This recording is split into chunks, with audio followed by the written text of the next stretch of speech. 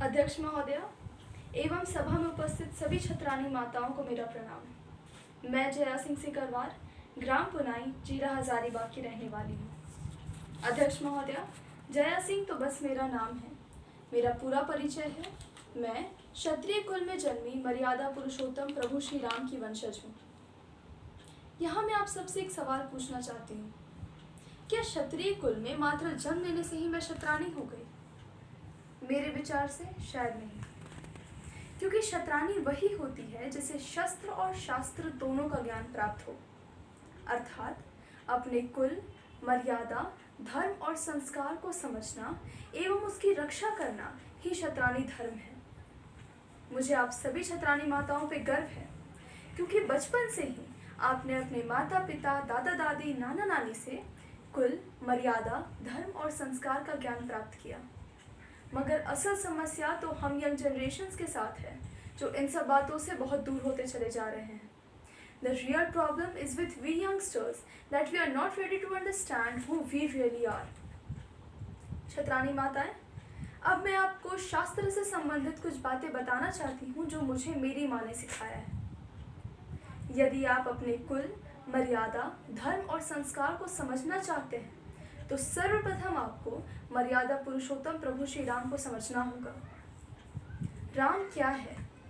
राम एक महामंत्र है जो र, आ और म रूपी 3 बीज मंत्रों से मिलकर बना है। आप सबने देखा होगा, घर में हवन करते वक्त हवन कुंड में ब्राह्मण सर्वप्रथम र लिखते हैं। र का मतलब कृषाणु अर्थात अग्नि होता है।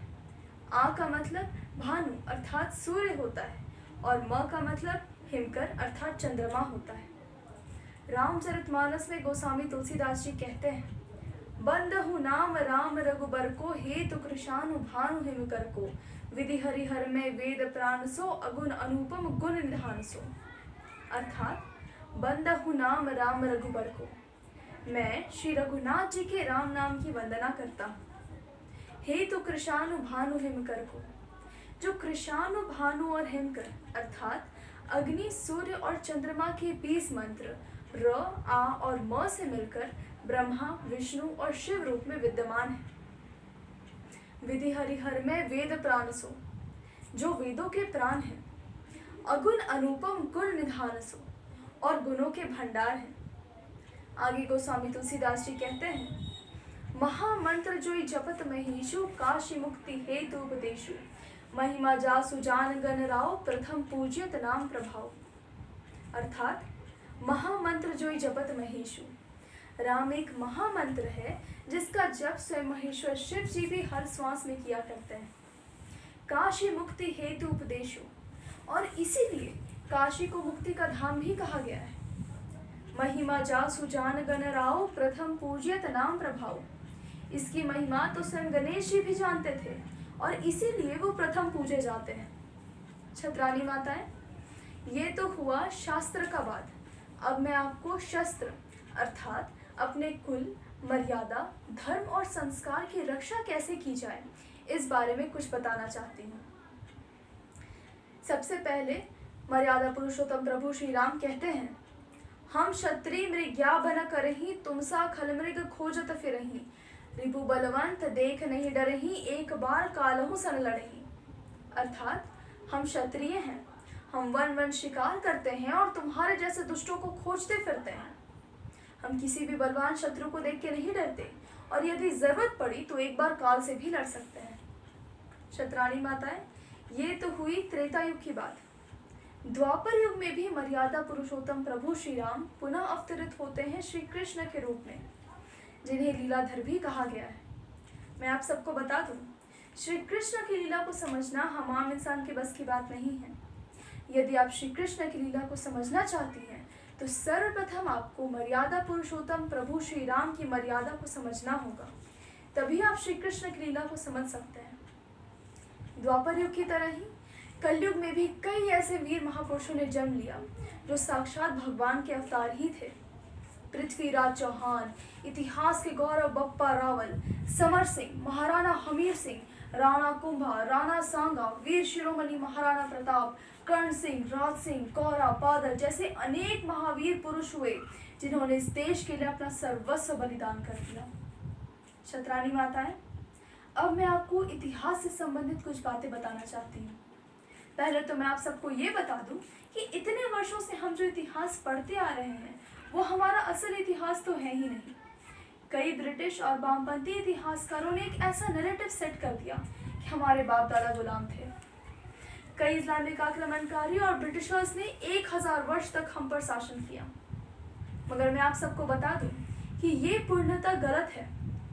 बचपन से ही हमारे अंदर एक गुलामिक मानसिकता डाल दी जा रही है। मैं आपको एक उदाहरण के रूप में बताना चाहती हूँ। अगर किसी छोटे बच्चे के अंदर बचपन से ही भूत का डर बैठा दिया जाए तो बड़े होने के बाद भी कहीं ना कहीं तो वो डर बैठा ही रहता है, जिसके कारण वो कमज़ोर होते चला जाता है। उसी प्रकार से हमारे अंदर भी बचपन से ही एक गुलामिक मानसिकता बैठा दी जाती है ताकि हम भी मानसिक रूप से कमज़ोर होकर के बिखरते चले जाएं। छत्रानी माताएं, दोहराता हूँ सुनो रक्त से लिखी हुई कुर्बानी, दोहराता हूँ सुनो रक्त से लिखी हुई कुर्बानी, जिसके कारण मिट्टी भी चंदन है राजस्थानी। महाराणा हमीर सिंह, जिन्होंने मोहम्मद बिन तुगलक को 6 महीने तक कैद करके रखा था। और केवल यही नहीं, राणा कुंभा, जिन्होंने मालवा के सुल्तान महबूब खिलजी को 6 महीने तक कैद करके रखा। राणा सांगा, जिन्होंने दिल्ली के सुल्तान इब्राहिम लोदी को डागरान को युद्ध में जूते मार के परास्त किया था। छत्रानी माताएं, इन जैसे कई राजपूत राजा हुए जिन्होंने इन मरीचों को मार मार के परास्त किया। अब मैं आप सभी को एक ऐसी प्रूवन स्टोरी बताना चाहती हूँ जिसे इन इतिहासकारों ने हम सबसे छुपा के रखा। 7th सेंचुरी यानी 7वीं शताब्दी में जब भारत पर पहला इस्लामिक आक्रमण हुआ था मोहम्मद बिन कासिम के द्वारा, वो आक्रमण करके राजा ताहिर को मार करके उनकी बेटी को भोग विलास के लिए ले जाता है। उस वक्त राजा ताहिर का बेटा भागते हुए जाता है मेवाड़ के महाराणा बप्पा रावल के पास और उन्हें सारी घटना विस्तार से बताता है। महाराणा बप्पा रावल समझ जाते हैं कि ये मरीज शांति वार्ता करने योग्य नहीं है। वे फौरन वहां से निकलते हैं और प्रतिहार राजा और गुजरात के राजाओं के साथ मिलकर के एक बड़ी सेना खड़ा करते हैं। उस वक्त बप्पा रावल के नेतृत्व में जोधपुर में एक घमासान युद्ध होता है।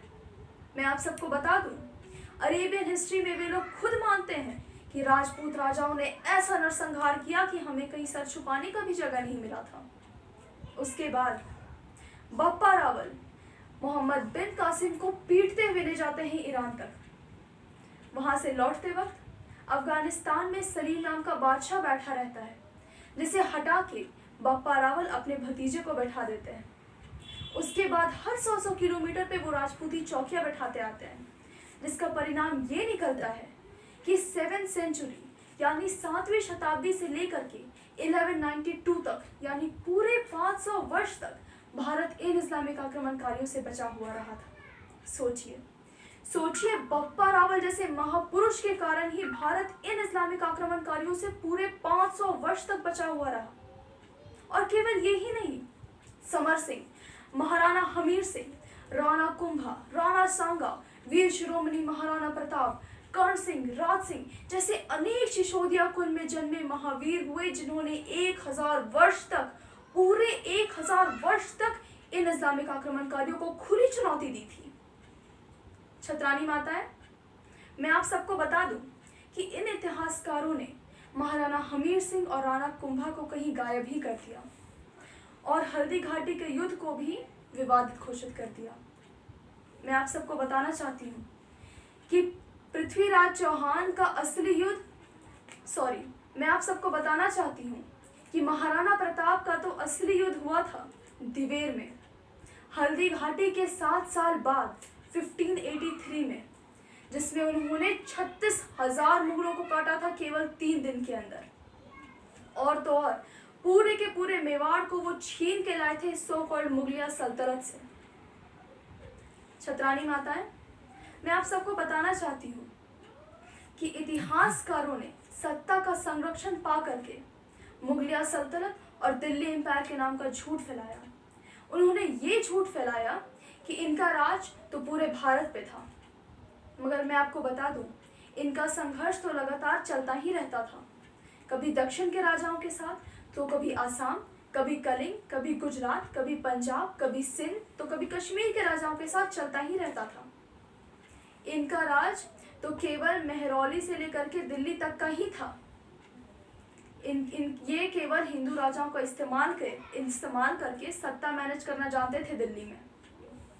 छत्रानी माताएं, इनके पास केवल तोप, गोला बारूद जैसी मशीनरीज थी जिनके बल पे ये लूटमार किया करते थे।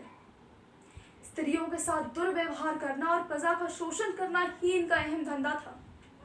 छत्रानी माताएं सोचिए, अगर इन इस्लामिक आक्रमणकारियों का केवल 10 साल भी भारत पर एक छत्र राज हुआ होता तो क्या आज एक भी हिंदू दिखाई दे रहे होते? हम तो कब का एक इस्लामिक स्टेट बन चुके होते। हम जो मंदिरों में घुमा करते हैं वो शायद हम कहीं और दिख रहे होते। कल का जन्मा पाकिस्तान ही इसका करंट एग्जाम्पल है। पर्शिया गुलाम हुआ, ईरान बन गया। मेसोपोटामिया गुलाम हुआ, इराक बन गया। मगर भारत तो कल भी भारत था और भारत तो आज भी भारत है। छत्रानी माताएं, वुमेन्स डे के इस पावन अवसर पर मैं हम सभी छत्रानियों की गौरव रानी पद्मावती को श्रद्धांजलि देती हूँ। और तो और उन सभी वीर छत्रानी माताओं को शत शत नमन करती हूँ जिन्होंने ऐसे वीर महापुरुषों को जन्म दिया। उन सभी वीर माताओं को मेरा शत शत नमन एवं आप सभी वीर छत्रानी माताओं को मेरा शत शत नमन। जय माँ भवानी, जय सिया राम।